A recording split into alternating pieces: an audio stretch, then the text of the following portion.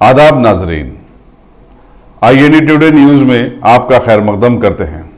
आइए देखते हैं ये तफसीलात।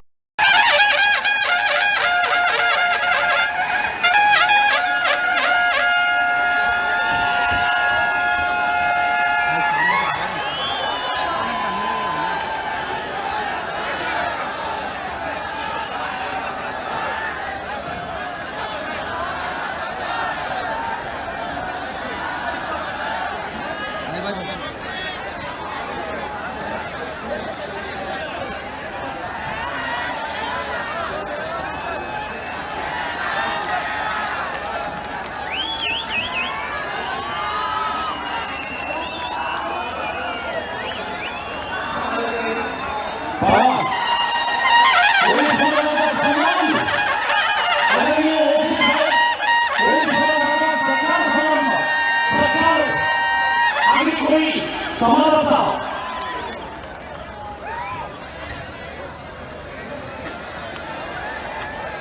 आणि कोळी समाजामध्ये आदरणीय ओबीसी समाजासाठी सन्मान झाला आदरणीय महाराष्ट्रांसाठी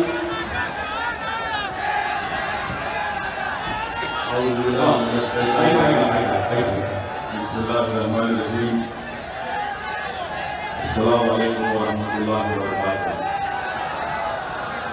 दाइफ पर तशरीफ फरमा मेरे बड़े भाई वंचित बहुजन अघाड़ी के सदर बाला साहेब प्रकाश अम्बेडकर साहब, मोहतरम जनाब राजाराम पाटिल साहब, अशोक तलवाने साहब, अमिताभ भुवन साहब, अयाज साहब,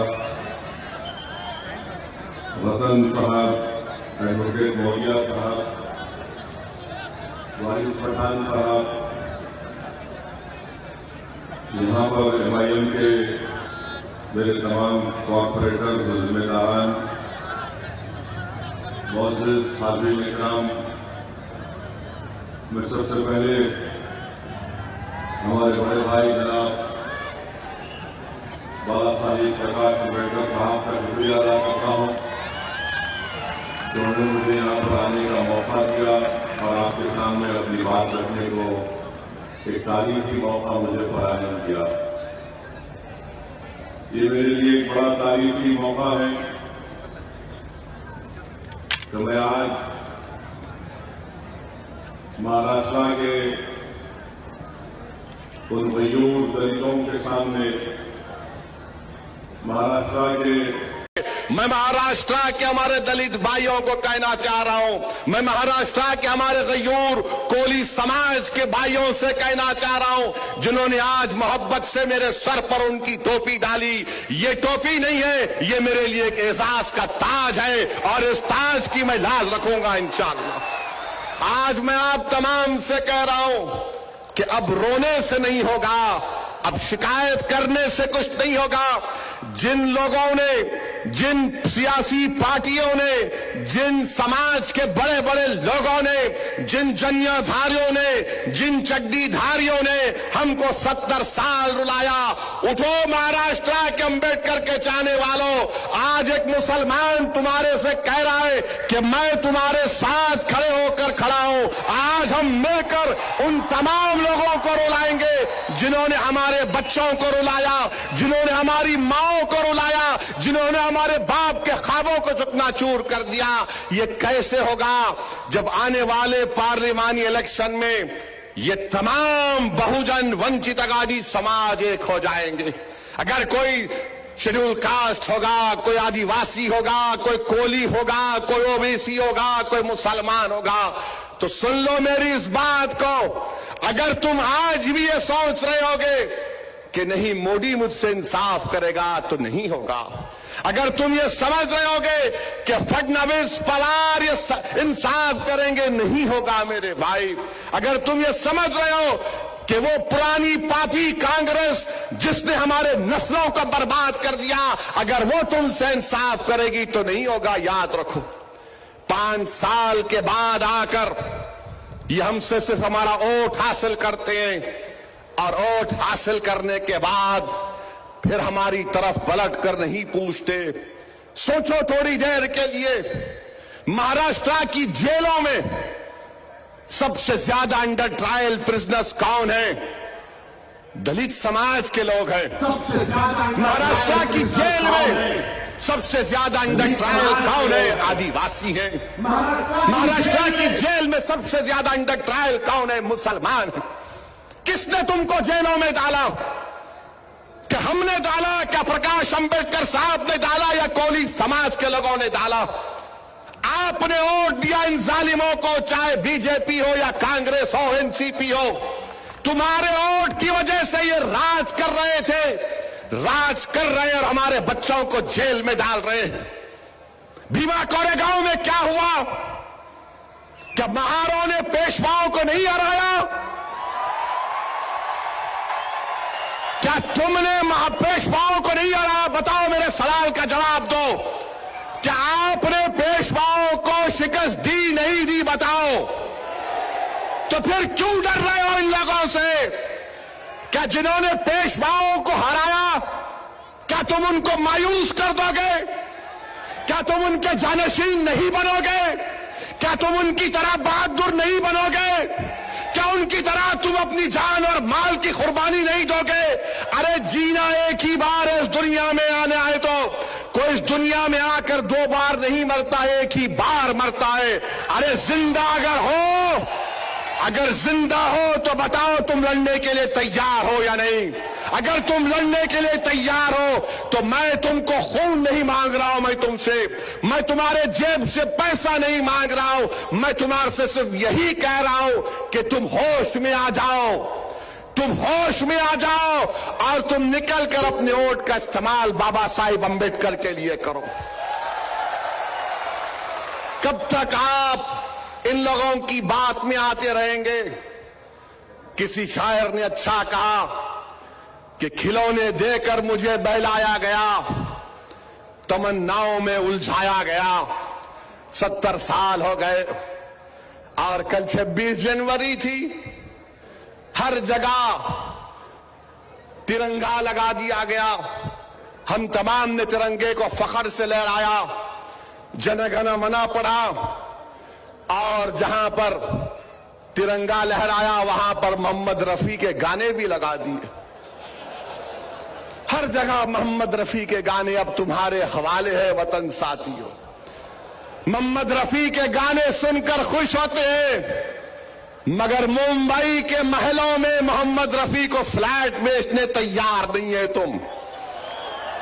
मोहम्मद रफी के गाने सुनेंगे अब तुम्हारे हवाले वतन, मगर मोहम्मद को फ्लैट नहीं बेचेंगे। और मुसलमानों में आपसे कह रहा हूं, तुमने मोहम्मद रफी के गानों में इतने डूब गए कि तुमने मोहम्मद सल्लल्लाहु अलैहि वसल्लम के पैगाम को भुला दिया। तुम अगर मोहम्मद सल्लल्लाहु अलैहि वसल्लम के पैगाम को याद रखते तो सुनो मोहम्मद सल्लल्लाहु अलैहि वसल्लम ने क्या कहा था,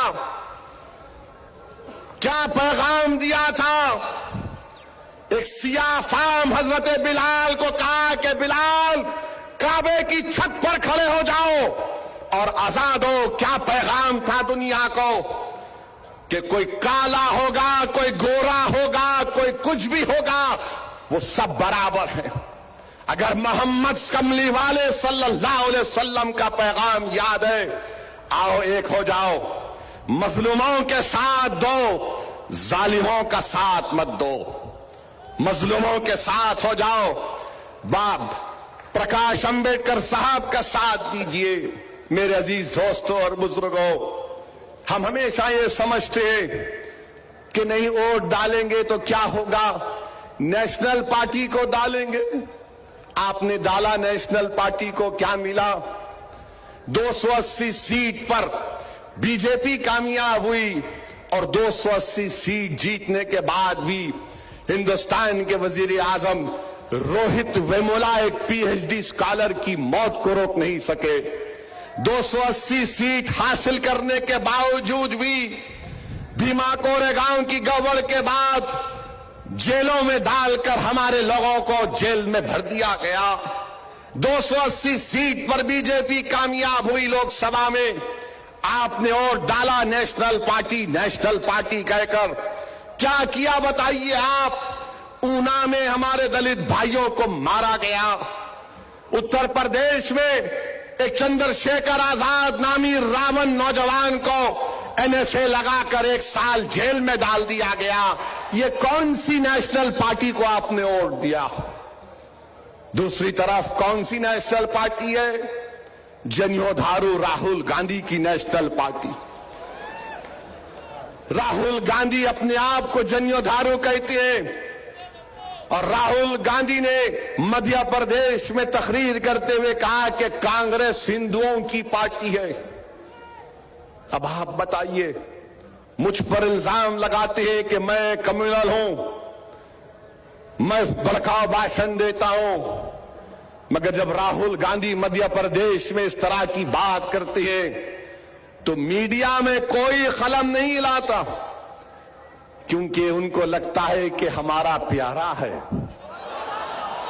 हमारा प्यारा है, दिल का दुलारा है, बच्चा है तो माफ करते जाओ। मगर अगर ओवैसी या बाला साहिब अंबेडकर कहेंगे तो टीवी पे बहस कराओ, कैसा बोले? मेरे भाई, ये हिंदुस्तान के ये लोग, आज हमारे मुल्क वतन अजीज को हमने क्यों आजाद किया? क्या हमने इसलिए आजाद किया कि मुल्क आरएसएस और जनियोधारियों के हाथ में चला जाएगा?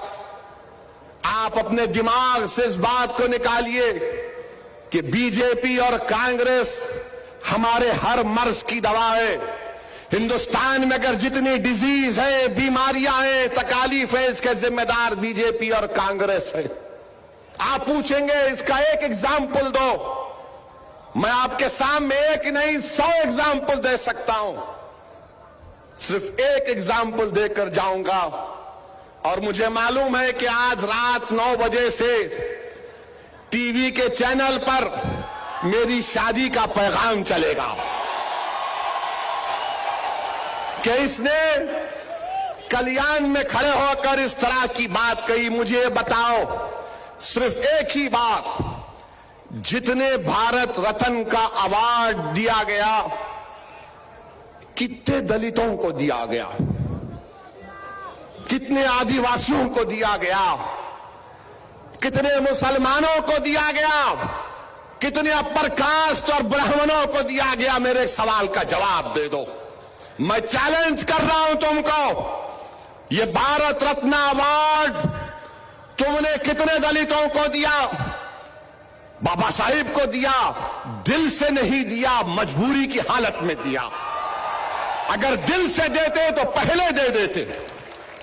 बताओ तुमने कितने एससीज को दिया, आदिवासी को दिया? अरे तुम हर चीज अपने लिए, जहां मलाई दिखी तुम खा लिए, दूध बचा तुम पी लिए, घी था तुम चाट लिए, दही था तुम लेके भाग गए, और हम क्या कर रहे? नहीं, national party, national party, national party. नहीं मेरे भाई, ये कोई नेशनल पार्टी नहीं है। राहुल गांधी बोलते तो चौकीदार चोर है। हम राहुल गांधी से पूछना चाहते हैं, बताओ उस चौकीदार के बारे में आप क्या कहेंगे जिसने बाबरी मस्जिद के ताले खुलवा दिए? बताओ उस चौकीदार के बारे में आप क्या कहेंगे जिसकी मौजूदगी में दिल्ली की सड़कों पर सिखों के खून की होली खेली गई? बताओ उस चौकीदार के बारे में क्या कहेंगे जो आपकी पार्टी का था, जिसने बाबरी मस्जिद को शहीद करवा दिया? यही मुंबई की सड़कों पर इंसानियत का खून की होली खेली गई। श्री कृष्णा कमीशन की रिपोर्ट ने कहा, मैंने नहीं कहा। बताओ कांग्रेसियों उस चौकीदार के बारे में क्या कहेंगे जिसने आसाम में नल्ली का मैसेकर हुआ, भागलपुर हुआ, हाशिमपुरा हुआ? अरे कौन कौन सी बात रखूं तुम्हारे सामने? मगर चौकीदार जितने भी बने वो सब चोर हैं। तब चौकीदार बदलने का टाइम आया। अब ये चौकीदारों को जरूरत नहीं है, अब एक मर्द की जरूरत है, पहरेदार की जरूरत है। पहरेदार कौन होगा? जो संविधान की हिफाजत करेगा, जो बाबा साहिब अंबेडकर के ख्वाबों को पूरा करेगा।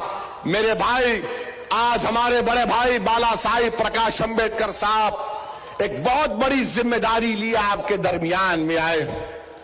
मैं महाराष्ट्र के हमारे मुसलमान भाइयों से कह रहा हूं कि तुम मुझे वोट नहीं देना चाहते, मत दो।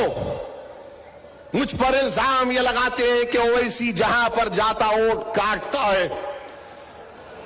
मैं वोट नहीं काटता, मैं तुम्हारे को काटने आया हूं। मैं वोट काटने नहीं आया हूं, मैं दिलों को जोड़ने आया हूं। मैं कमजोर और मजलूम समाज को जोड़ने आया हूं। मैं काटने के लिए नहीं, मैं बाबा साहिब अंबेडकर के ख्वाबों को पूरा करने की कोशिश कर रहा हूं।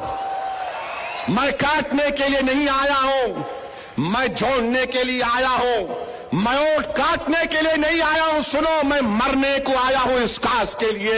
जब तक जिंदा रहूंगा इंशाअल्लाह ताला मेरा जिंदगी का मकसद यह है कि ये जो बहुजन वंचित समाज है इनको इंसाफ मिले। और कैसा मिलेगा? कॉन्स्टिट्यूशन से मिलेगा। कॉन्स्टिट्यूशन से कैसा मिलेगा? जमहूरियत में हिस्सा लेना पड़ेगा, डेमोक्रेसी में पार्टिसिपेट करना पड़ेगा। जब पार्टिसिपेट करेंगे तो किसको वोट डालना पड़ेगा? राज उनका, वोट तुम्हारा अब नहीं चलेगा। वोट डालना पड़ेगा, बाला साहिब को वोट डालना पड़ेगा। इनको हिंदुस्तान के पार्लियामेंट में भिजाना पड़ेगा। अगर पार्लियामेंट में दलित समाज के एक मिनिस्टर हैं, मैं इनका नाम नहीं लेना चाहता, मेरे को तकलीफ हुई पहली मर्तबा, तकलीफ हुई मुझे। एक मिनिस्टर है जब पार्लियामेंट में, मैं इनका नाम नहीं लेना 10% रिजर्वेशन, मेरे को तकलीफ 10% के बारे में बोलता हूं। जब 10% रिजर्वेशन इकोनॉमिक वीकर सेक्शन के लिए दिया जा रहा था तो मुझे तकलीफ इस बात की नहीं थी कि वो हमारे दलित भाई मोदी की इस बिल की तायीद कर रहे थे।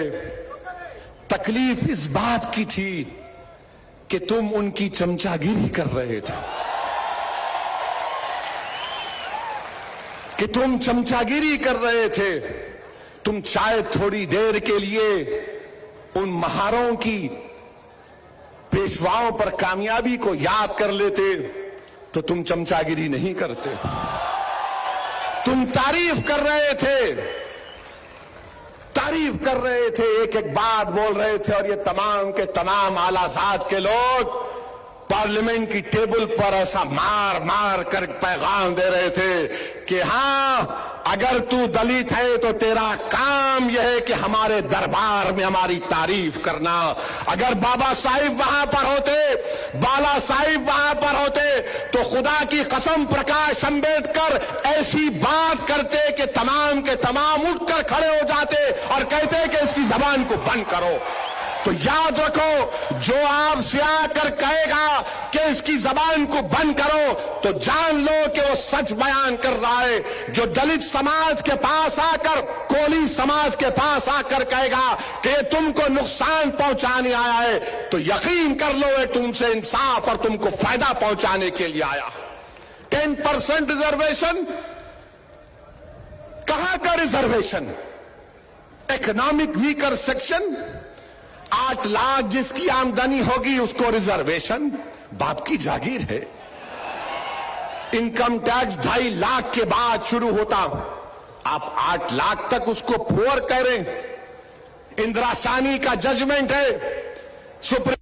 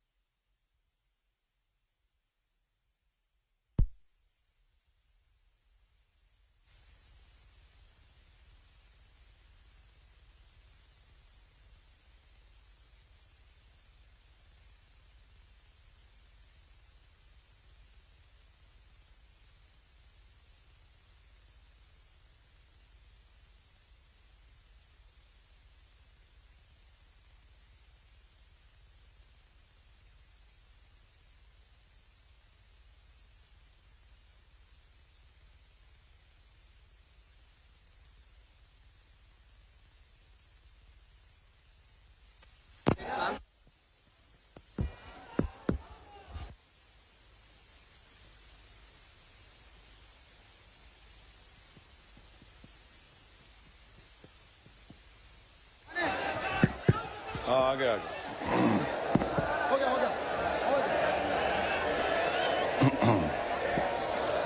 होता है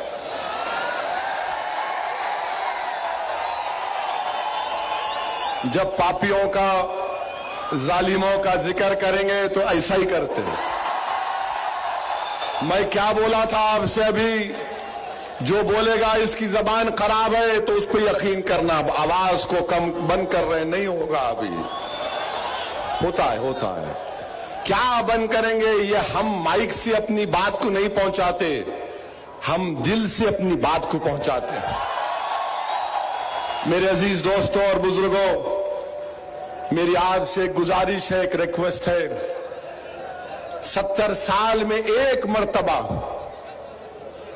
आप कांग्रेस बीजेपी को भूल जाओ। आप ये मोदी की पार्टी, अमित शाह की पार्टी, ये चड्डी पार्टी 90 साल के बाद अभी पैंट पहनना शुरू किए, इनको छोड़ो। कांग्रेस पार्टी जिस सिर्फ बातें करती हैं, इनके पास कोई पॉलिसी और प्रोग्राम नहीं है। मेरे भाई, आज महाराष्ट्र में एक गोल्डन अपॉर्चुनिटी आपके पास आई है कि आप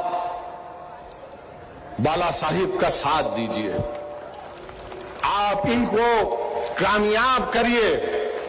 मैं आपको बड़ी ईमानदारी से कह रहा हूं, अगर आज आप ये गोल्डन अपॉर्चुनिटी को, ये तारीखी मौके को इस्तेमाल नहीं करेंगे तो आज इस सभा में जितने मेरे दलित भाई और बहनें बैठी हुई हैं, जितने मुसलमान और मेरे कोली समाज के मेरे बुजुर्ग बैठे हैं, याद रखो कहीं ऐसा ना हो कि 20 साल के बाद तुम्हारा बच्चा तुमसे उठकर पूछे कि मां, या फिर कोई भाई अपने भाई से पूछे कि ताई बता, ये इतनी नाइंसाफी हमसे क्यों है, हमको इंसान की तरह क्यों नहीं देखा जाता। मेरे भाई, इस मौके का फायदा उठाओ, थोड़ी देर के लिए भूल जाओ ये नेशनल पार्टी, ये कुछ नेशनल पार्टी नहीं है। कौन सी नेशनल पार्टी है? 280 MP जीत कर भी हिंदुस्तान के वजीर आजम हिंदुस्तान के गरीब नौजवानों को रोजगार नहीं दे सकते, रोजगार के पास लेकर नहीं जाते, जेलों में डालते हैं। कौन सी सरकार है जिसका मुख्यमंत्री कहता है कि 24 घंटे में मैं राम मंदिर का मसला हल कर दूंगा? ये कौन सी सरकार है जहां पर नौजवान तड़प तड़प कर आहें लेकर मर रहा है? ये कैसी सरकार है जिसने ऐसे हजारों रोहित वेमुलाओं के ख्वाबों को चुकनाचूर कर दिया? ये कैसी नेशनल पार्टी है जिसने मुसलमानों को उनकी गरीबी, उनका मुकद्दर बनाकर छोड़ दिया? ये कौन सी नेशनल पार्टीज है? मुसलमानों सुनो, जब ट्रिपल तलाक का बिल आया तो कौन उठकर उसकी मुखालिफत कर रहा था? कौन कह रहा था कि यह कानून हमारे खिलाफ इस्तेमाल होगा? ये नेशनल पार्टी के लोग नहीं कर रहे थे, ये तुम्हारा एक दीवाना भाई अकेला खड़े होकर लड़ रहा था। और मैं आपसे कह रहा हूं, अगर उस वक्त मेरे साथ मेरे बड़े भाई बाला साहिब प्रकाश अंबेडकर होते तो खुदा की कसम ये दो लोग हिंदुस्तान की पूरी लोकसभा को हिला कर रख देते, मगर कोई नहीं है। कौन है? मोदी की तारीफ में शेर पढ़ने वाला है, हो जाता है, वो लोग ताली मार रहे। ये कमजोर लोग तुमको इसलिए कामयाब किए। मेरे भाई, हम विधानसभा में जाते हैं, लोकसभा में जाते हैं तो क्यों जाते हैं? गरीब आवाम की आवाज बनने के लिए। तो मेरी आपसे गुजारिश है कि मुत्तहिद हो जाइए, बाला साहिब प्रकाश अंबेडकर का साथ दीजिए। इनके साथ अदानी नहीं है, इनके साथ कॉरपोरेट वर्ल्ड नहीं है, हमारे साथ वो लोग नहीं है जिन्होंने आईसीआईसीआई बैंक को लूटा है। हमारे साथ मेहुल चोकसी नहीं है, हमारे साथ नीरव मोदी नहीं है, हमारे साथ तमाम चोर डाकू नहीं है। मेरे भाई, जिन्होंने इस मुल्क के खून को चूसा, जिन्होंने इस मुल्क के दलितों को तबाह ताराज कर दिया, जिन्होंने मुसलमानों की शनाख्त को मिटाने की ठान ली, जिन्होंने आदिवासियों को डेवलपमेंट के नाम पर नक्सलाइट कहकर उनका इनकाउंटर कर रहे हैं, क्या आज वो समाज नहीं उठेगा? अगर आज आप नहीं उठेंगे तो कल अपने आप से शिकायत नहीं करना कि मुझसे इंसाफ नहीं हो रहा है। आज आपको एक मौका मिल रहा है, आप इसका फायदा उठाइए। महाराष्ट्र से यकीनन बीजेपी को हराएंगे, शिवसेना को हराएंगे। और शिवसेना का क्या मामला है नहीं मालूम, ऐसा एक बोलते फिर पीछे हट जाते। इतना क्यों डरते रे मोदी से? क्या करेगा तुमको? हमारी तरह देखो, खड़े होकर बोल रहे मित्रों को, हिंदुस्तान की पार्लियामेंट में खड़े होकर मैंने कहा ट्रिपल तलाक के मसले में कि यकीनन हिंदुस्तान में जो 24 लाख हिंदू हमारी शादीशुदा बहनें हैं, जो शादीशुदा है मगर अपने मर्द के साथ नहीं है, हमारी भाभी गुजरात में, उसको दिल्ली लाओ। लाना चाहिए ना। ये सेकुलरिज्म नहीं है कि एक औरत खाली करवा चौथ के दिन कुछ नहीं खाती कि मेरा पिया मुझे बुला ले, मगर बुलाते नहीं, बुलाते ही नहीं। मगर कांग्रेस पार्टी कुछ नहीं बोलेगी, कांग्रेस पार्टी नहीं बोलेगी, पवार साहब नहीं बोलेंगे, कोई कुछ नहीं बोलेगा, इसलिए कि तमाम के तमाम मिले हुए हैं। मेरे भाई, ये केमिकल कंपनी है, ये पूरे के पूरे, ये ऑर्गेनिक कंपनी है। हम ऑर्गेनिक है, हम आपके लिए खड़े हुए, इसमें हमारा कोई मकसद नहीं है। आज आप देखो थोड़ी देर के लिए, कभी आपने गौर से देखा कि बाला साहिब प्रकाश अंबेडकर की आज क्या एज हो चुकी है? देखो आप, क्या आप इनके मरने के बाद इनको सम्मान देंगे? क्या आप इनके दुनिया से चले जाने के बाद रोएंगे? क्या इनके मरने के बाद तुम एक मेमोरियल इनका बनाओगे? नहीं मेरे दलित भाइयों, ऐसा नहीं हो सकता। जो शख्स जिंदा है वो तुम्हारे लिए जिंदा है, वो तुम्हारे लिए मरने को तैयार है। आज इनकी जिंदगी में इनको कामयाब करो, इनको नहीं बल्कि अपने आप को कामयाब करो। इनकी कामयाबी इनकी पर्सनल कामयाबी नहीं, वो हमारी कामयाबी होगी, वो मुसलमानों की, दलितों की, आदिवासियों की, ओबीसी की कामयाबी होगी। यही चंद अल्फाज मुझे आपसे कहना था और इंशाअल्लाह ताला हमारे बड़े भाई प्रकाश अंबेडकर साहब ने कहा है कि 25 फरवरी को एक बड़ा जलसा मुंबई में होगा, शिवाजी पार्क में। उसमें आएंगे आप लोग? पूरे आएंगे? जरा हाथ उठाकर बोलिए, तो नारा लगाकर बोलिए जय भीम। तो 25 फरवरी को शिवाजी पार्क में खाली नारे बोलेंगे जय भीम जय भीम जय भीम के। शुक्रिया। मुझे जाना है, फ्लाइट है, बैठिए, बड़े भाई की बात को सुनिए, इनका सम्मान करिए और उसके बाद जाइए। शुक्रिया।